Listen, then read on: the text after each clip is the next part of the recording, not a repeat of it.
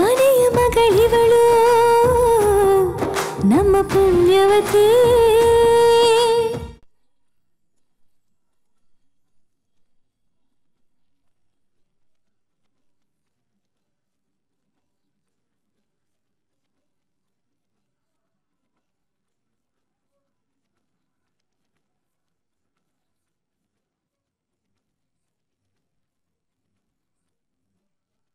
ಗಂಭೀರವಾದ ವಿಚಾರನೆ ಮಾತಾಡಕ್ ಗೊತ್ತಿರ್ಬೋದು ಕಡ್ಲ ಅವರು, ಇಲ್ಲಾಂದ್ರೆ ಅಮ್ಮಾಜಿ ಅವರು ಹೇಳೋರು ಇಂಥ ವಿಚಾರ ಮಾತಾಡಕ್ ಗೊತ್ತಿದ್ದೀವಿ ಅಂತ. ಅವ್ರು ಹೇಳಲಿಲ್ಲ ಅಲ್ಲ, ಏನಿರ್ಬೋದು ಅಂತ. ಇನ್ನೇನು ಅವರೇ ಬತ್ತಾವ್ರಲ್ಲ, ಹೇಳ್ತಾರ ಬಿಡು.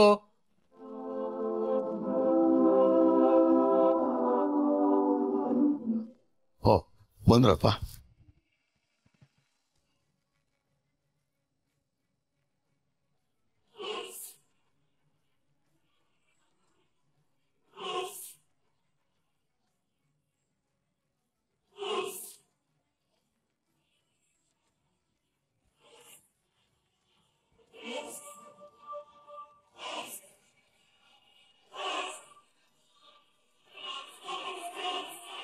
ನಮಸ್ಕಾರ, ಬನ್ನಿ ನಡೀಪ.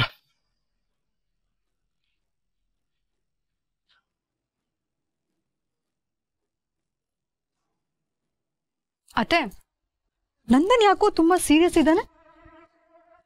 ಹೌದು, ನಿನ್ನೆಯಿಂದ ಒಂಥರ ಇದ್ದಾನೆ ಚಂಚಲ. ಏನಾಗಿದೆ ಅಂತ ಗೊತ್ತಿಲ್ಲ.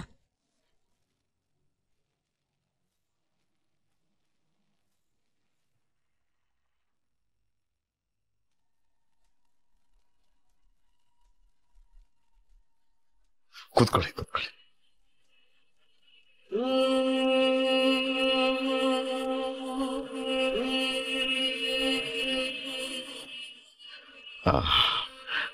ಎಲ್ಲ ಕ್ಷೇಮನಾ?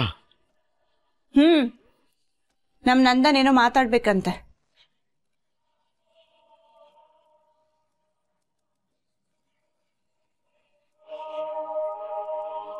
ತುಂಬಾ ಮುಖ್ಯವಾದ ವಿಷಯ ಅಂಕಲ್ ಇದು. ಏನ್ ಹೇಳಿ?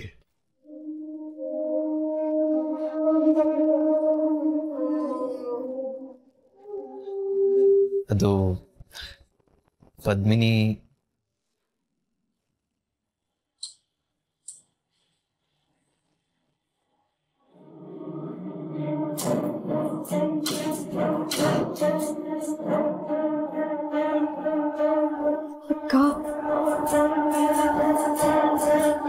ಮುಗೀತು ಪೂರ್ವಿ, ಅವ್ರೀಗ ಅಪ್ಪ ಹಿಂಗೆಲ್ಲ ಹೇಳ್ಬಿಡ್ತಾರೆ.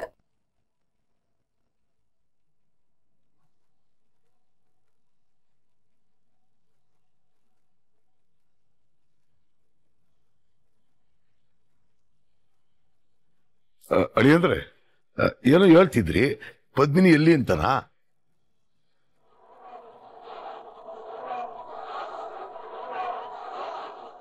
ಮೊನ್ನೆ ಬಂದಾಗ ಪದ್ಮಿನಿ ಮನೇಲಿ ಇರ್ಲಿಲ್ಲ, ಇವತ್ತಿದಾಳ್ತಾನೆ. ವ್ರತ ಗೀತ ಅಂತ ಎಲ್ಲಾದ್ರೂ ಹೊರಗಡೆ ಹೋದ್ಲಾ? ಇಲ್ಲ ಇಲ್ಲ, ಎಲ್ಲೂ ಹೋಗಿಲ್ಲ, ಇಲ್ಲ ಇದ್ದಾಳೆ. ಲೀಲಾ, ಹೋಗ್ ಪದ್ಮಿನಿ ಕರೆಯೋ. ಹ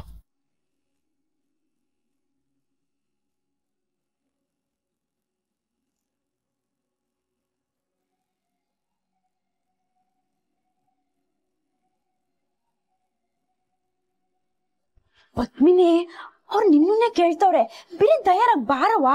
ಅವ್ವ ಭಯ ಆಯ್ತೈತೆ, ಈ ಡ್ಯಾನ್ಸ್ ವಿಚಾರನ ಅವ್ರ ಏನಾದ್ರು ಹೇಳಿದ್ರೆ. ಅಯ್ಯೋ, ಹಂಗೆಲ್ಲ ಎದ್ರಿಕೊಂಡ್ ಕುತ್ಕೊಂಡ್ರೆ ಆಗಕ್ಕಿಲ್ಲ ನೋಡು. ಅವತ್ ನಂಗೆ ತಡ ಮಾಡ್ಬೇಡ, ಬೇರೆ ನಾವ್ ಇವತ್ತು ಸೀರೆ ಉಟ್ಕೊಂಬಾ. ಸೀರೆ ಎಲ್ಲ ಯಾಕವ್ವ, ಅವ್ರು ಬಂದಿರೋದು ಮದ್ವೆನ ಬ್ಯಾಡ ಅನ್ನಕ್ಕೆ. ಸೂತ್ಕದಾಗೆ ಯಾರು ಅಲಂಕಾರ ಮಾಡ್ಕೊಳಕಿಲ್ಲ. ಹಿಂಗೆಲ್ಲ ಮಾತಾಡಿರ್ ನೋಡೀಗ. ನಿಮ್ಮಪ್ಪಯ್ಯ ಇವತ್ತು ಪದ್ಮಿನಿ ಸೀರೆ ಉಟ್ಕೊಳ್ಳಿ ಅಂತಂದವ್ರೆ. ನಿನ್ ಸೀರೆ ಉಟ್ಕೊಂಡ್ ಬಾ ಹೇಳ್ತೀನಿ. ಮುಂದಿಂದೆಲ್ಲ ದೇವ್ರಿಚ್ಛೆ ಇದ್ದಂಗ ಆಯ್ತೈತೆ ಏನಾ?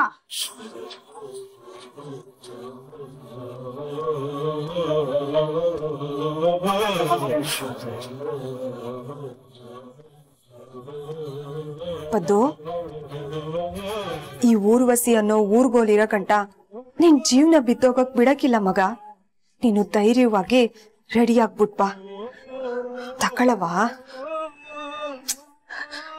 ತಕ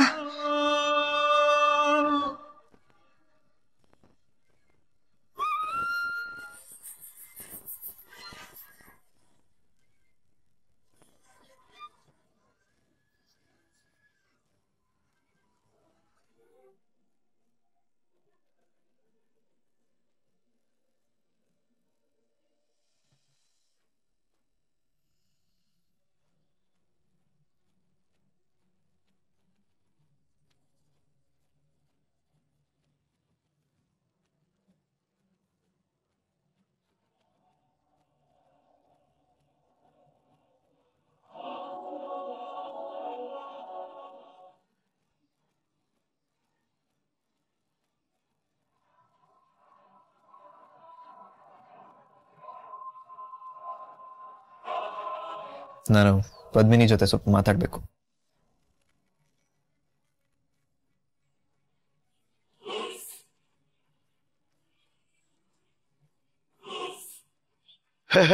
ಅದಕ್ಕೇನಂತೆ, ಮಾತಾಡಿ.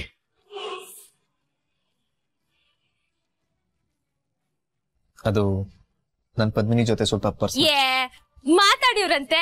ಮೊದ್ಲು ಟೀ ತಕೊಳ್ಳಿ. ಕೊಡಕ್ಕ?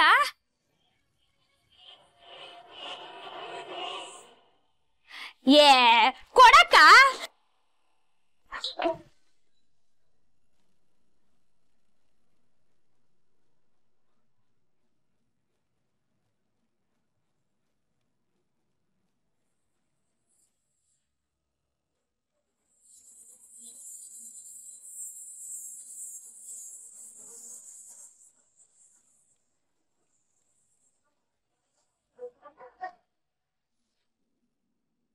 ಅಯ್ಯೋ ಕ್ಷಮಿಸಿ, ಗೊತ್ತಾಗ್ಲಿಲ್ಲ. ಏನವ ನೀನು? ಜ್ಞಾನ ಆಯ್ತಾ ನಿಂಗೆ? ಬರೀ ಅಂದ್ರೆ ಕೈ ಮೇಲಕ್ಕೆ ಟೀ ಚೆಲ್ಬಿಟ್ಟೆ.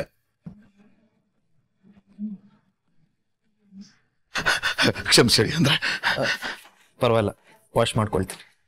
ಬನ್ನಿ, ಕೈ ತೊಳ್ಕೊಳ್ಳಿವ್ರಂತೆ.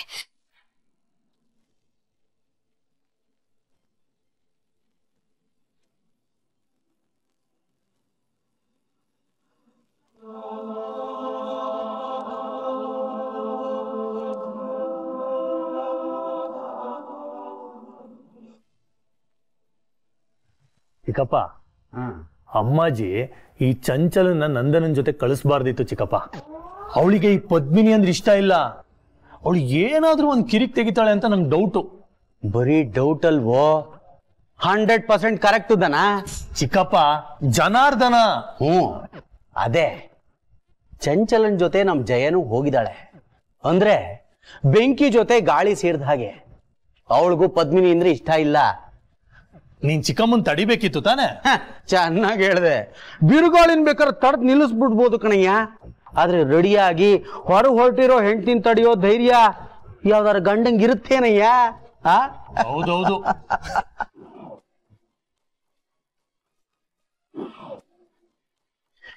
ಏನಿಬ್ರು ಇಷ್ಟೊಂದು ನಗ್ತಾ ಇದ್ದೀರಾ? ಏನಾಯ್ತು ಜನಾರ್ದನ? ಅದೇನ್ ಜೋಕು ಅಂತ ನಮಗೂ ಹೇಳ್ರಪ್ಪ, ನಾವು ನಗ್ತೀವಿ. ಅಪ್ಪ ಅದು ಏನಿಲ್ಲ ಅಣ್ಣ, ಅದ್ ನಮ್ ದನ ಮೊಬೈಲ್ ಅಲ್ಲಿ ಯಾವ್ದೋ ಕಾಮಿಡಿ ವಿಡಿಯೋ ತೋರಿಸ್ತಾ ಇದ್ದ, ನೋಡಿ ನಗ್ತಾ ಇದ್ವಿ ಅಷ್ಟೇ.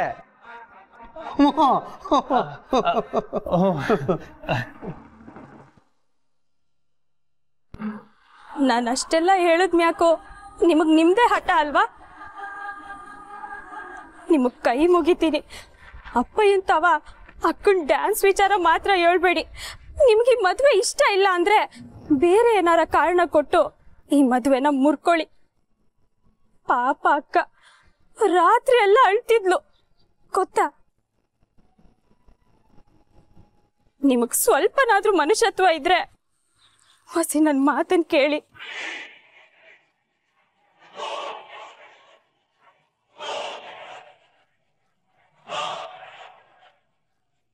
ನಿನ್ ಮಾತು ಕೇಳಿ ನನ್ನ ನಿರ್ಧಾರ ನಾನು ಬದಲಾಯಿಸಕ್ಕಾಗಲ್ಲ.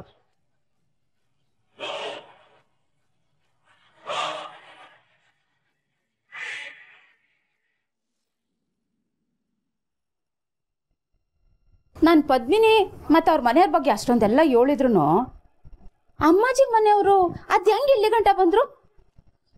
ಅಲ್ಲ, ನಾನು ಅಷ್ಟೊಂದೆಲ್ಲ ಹೇಳಿದ್ರು ಒಂಚೂರು ತಲೆ ಕೆಡ್ಸ್ಕೊಳ್ದೆ ಈ ಸಂಬಂಧ ನನ್ನ ಬೆಳೆಸ್ತಾರ? ಏನವ ಹೇಳಿಜ ನೀನ್ ಅರ್ಥವ? ನಾನೇನು ಹೇಳಲಿಲ್ಲ, ಕೆಟ್ಟದೇನು ಹೇಳಲಿಲ್ಲ, ಒಳ್ಳೇದೇ ಹೇಳಿವ್ನೆ. ಮತ್ತೆ ಅವ್ರ ತಲೆ ಕೆಡ್ಸ್ಕೋಬೇಕು ಈ ಸಂಬಂಧ ಬೆಳ್ಸಕ್ಕೆ? ಹೋಗ, ನಿಂಗೇನು ಅರ್ಥ ಆಗಕ್ಕಿಲ್ಲ, ಬಂದ್ಬಿಟ್ಟ.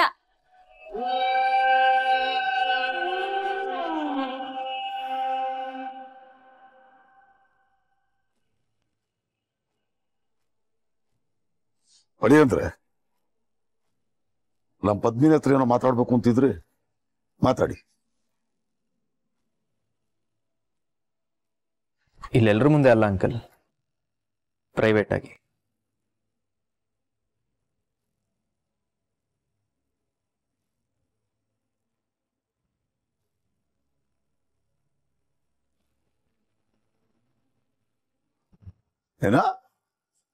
ಏಕಾಂತವಾಗ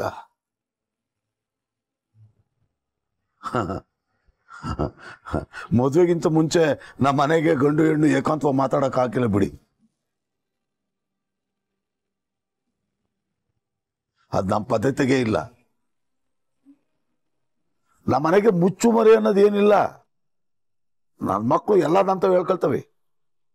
ನೀವು ಹೇಳ್ಬಿಡಿ.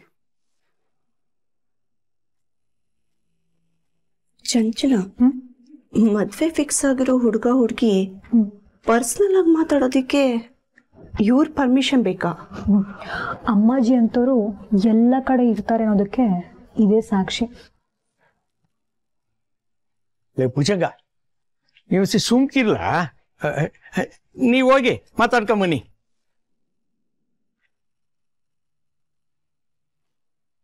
ಈ ಭುಜಂಗ, ಗಂಡು ಹೆಣ್ಣು ಮೊದಲನೇ ಕಿತ ಭೇಟಿಯಾದಾಗ ಮಾತಾಡಕ್ಕೆ 1000 ಇರ್ತವೆ. ಮಾತಾಡ್ಕೊಂಬರ್ಲಿ ಬಿಡ್ಲ.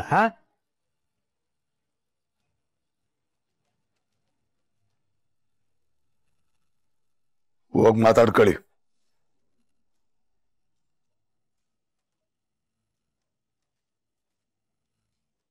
ಆದ್ರೆ ಒಂದು ಷರತ್ತು, ನೀವಿಬ್ಬರು ಹೋಗಂಗಿಲ್ಲ. ನಿಮ್ ಜೊತೆಗೆ ದೊಡ್ಡವ್ರನ್ನ ಇರ್ಬೇಕು.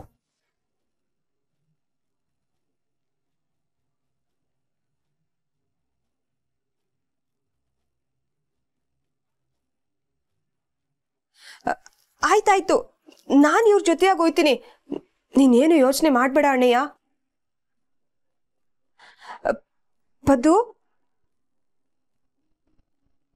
ಪದ್ದು ಬಾವಾ, ಬನ್ನಿ ಹೇಳಿ ಅಂದ್ರೆ.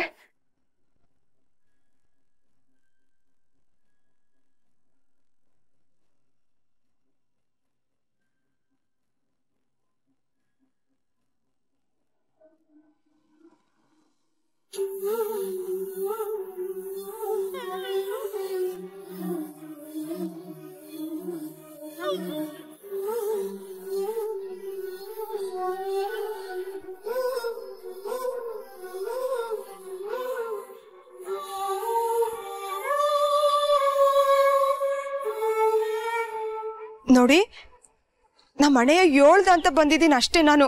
ಆದ್ರೆ ನಾನು ಇಲ್ಲಿರಕ್ಕಿಲ್ಲ. ನೀವಿಬ್ರೂ ಮಾತಾಡ್ಕೊಳ್ಳಿ. ಆಂಟಿ, 1 ನಿಮಿಷ,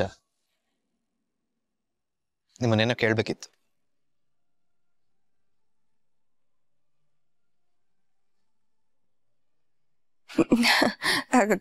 ಕೇಳಪ್ಪ. ಅವತ್ತು ನೀವು ನಮ್ಮ ಮನೆಗೆ ಬಂದಾಗ ನನ್ನನ್ನು ನೋಡಿ ಪದ್ಮಿನಿಗ್ ತಕ್ಕ ಹುಡುಗ ಅಂತ ಖುಷಿ ಪಟ್ಟಿದ್ರಿ ಅಲ್ವಾ? ಈಗ ಹೇಳಿ ಆಂಟಿ, ಪದ್ಮಿನಿ ನಮ್ಮನೆಗೆ ತಕ್ಕ ಹುಡುಗಿ ಅಂತ ನಿಮ್ಗನ್ಸತ್ತಾ?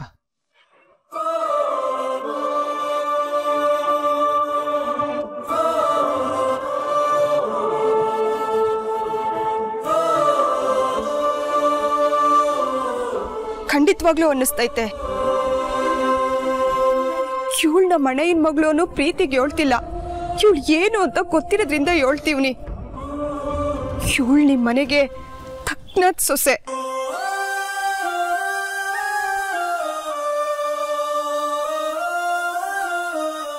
ಒಂದು ತುಂಬು ಕುಟುಂಬ ನಡೆಯೋದು ಹಣದಿಂದಲ್ಲ, ಹೊಂದಾಣಿಕೆ ಅನ್ನೋ ಗುಣದಿಂದ. ತನ್ನಿಷ್ಟಕ್ಕೆಷ್ಟೇ ಸೋಲಾದ್ರೂ ತನ್ನ ಜೊತೆಯಾಗಿ ಬದುಕೋನ್ ಇಷ್ಟ ಈಡೇರ್ಬೇಕು ಅನ್ನೋ ಗುಣ ಎಲ್ಲಿರ್ತೈತೋ ಅಲ್ಲಿ ಸಂಬಂಧಗಳು ಗಟ್ಟಿಯಾಗಿರ್ತೈತೆ. ನಮ್ಮ ಪದ್ದುಗಿಂತ ಗುಣ ಇರೋದಕ್ಕೆಯ ನೆನ್ನೆ ಅವಳು ಏನು ತಪ್ಪಿಲ್ದೇ ಇದ್ರು ನಿಮ್ಗೋಸ್ಕರ ನಿಂತವ ಬಂದು ಕ್ಷಮೆ ಕೇಳಿದ್ಲು.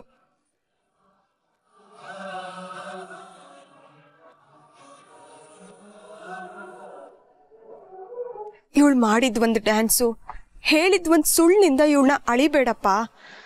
ಆ ಡ್ಯಾನ್ಸಿನ ಹಿಂದೆ ಇರೋ ಅವಳ ಕನ್ಸನ್ನ, ಆ ಸುಳ್ಳಿನ ಹಿಂದೆ ಇರೋ ಅವಳ ಕಾಳಜಿನ ನೋಡು. ಒಳಗಣ್ಣಿಂದ ನೋಡಿದ್ರೆ ಎಲ್ಲ ಬೇರೆನೆ ಕಾಣಿಸ್ತೈತೆ. ಅಮ್ಮಾಜಿ, ಮದುವೆಗೆ ಮುಹೂರ್ತ ತುಂಬಾ ಬೇಗ ಆಯ್ತು, ತಯಾರಿ ಮಾಡ್ಕೊಳ್ಳೋದು ಕಷ್ಟ ಅಂತ ಭುಜಂಗ ಅವ್ರು ಹೇಳಿದ್ರೆ. ಹೆಣ್ಣು ಹೆತ್ತವರು ಆದಷ್ಟು ಬೇಗ ಮಕ್ಕಳು ಮದುವೆ ಮಾಡಬೇಕು ಅನ್ಕೋತಾರೆ. ಅದರಲ್ಲೂ ಈ ಹಳ್ಳಿಗಳ ಕಡೆ ಮದುವೆ ಮಾತು ಅಂತ ಬಂದ್ಮೇಲೆ ಎಷ್ಟು ಸಾಧ್ಯನೋ ಅಷ್ಟು ಬೇಗ ಮಾಡಿ ಮುಗಿಸ್ಬೇಕು ಅಂತ ಆತೋರಿತಿರ್ತಾರೆ. ಅದು ಒಂದು ರೀತಿಲಿ ಒಳ್ಳೆ ಪದ್ಧತಿ ಕೂಡ.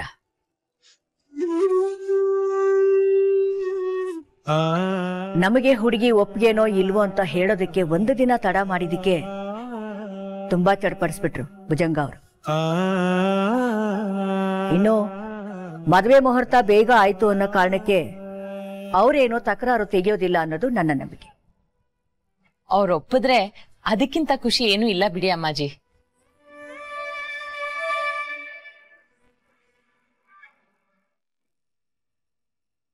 ನಿನ್ನ ಮೊದಲನೇ ಸಲ ನೋಡಿದಾಗ್ಲೇ ತುಂಬಾ ಇಷ್ಟಪಟ್ಟೆ. ಅದಕ್ಕೆ ಕಾರಣನೇ ಇರಲಿಲ್ಲ. ಆದ್ರೆ ನೀನ್ ಆ ಥರ ಡ್ಯಾನ್ಸ್ ಮಾಡೋದನ್ನ ನೋಡಿದ್ಮೇಲೆ ನನ್ನ ಆಯ್ಕೆಯಲ್ಲಿ ತಪ್ಪಾಯ್ತು ಅಂತ ಅನಿಸ್ತದೆ. ಇದಕ್ಕೆಲ್ಲ ಕಾರಣ ನೀನ್ ಹೇಳಿದ ಸುಳ್ಳು.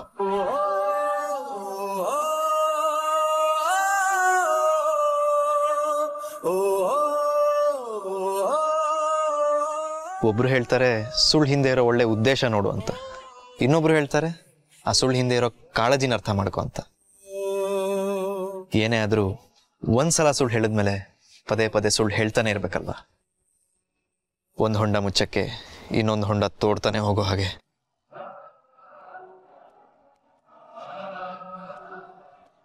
ಮುಳ್ಳಿನ ಜೊತೆ ಬೇಕಾದ್ರೂ ಜೀವನ ಮಾಡ್ಬೋದು, ಆದ್ರೆ ಸುಳ್ಳಿನ ಜೊತೆ ಜೀವನ ಮಾಡೋಕ್ಕಾಗಲ್ಲ. ಮುಳ್ಳು ಬರೀ ಮೈಗೆ ಮಾತ್ರ ಚುಚ್ಚುತ್ತೆ, ಅದೇ ಸುಳ್ಳು ಮನಸ್ಸಿಗೆ ಚುಚ್ಚುತ್ತೆ.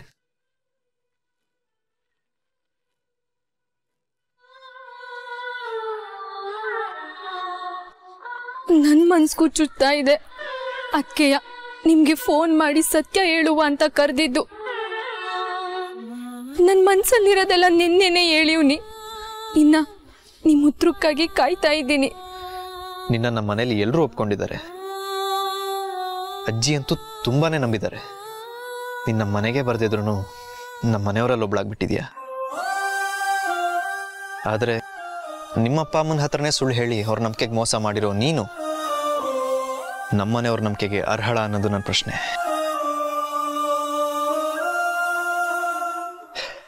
ಇಷ್ಟೆಲ್ಲ ಆದ್ಮೇಲೂ ನಾನು ನಿನ್ನ ಮದುವೆ ಆಗ್ಬೇಕಾ?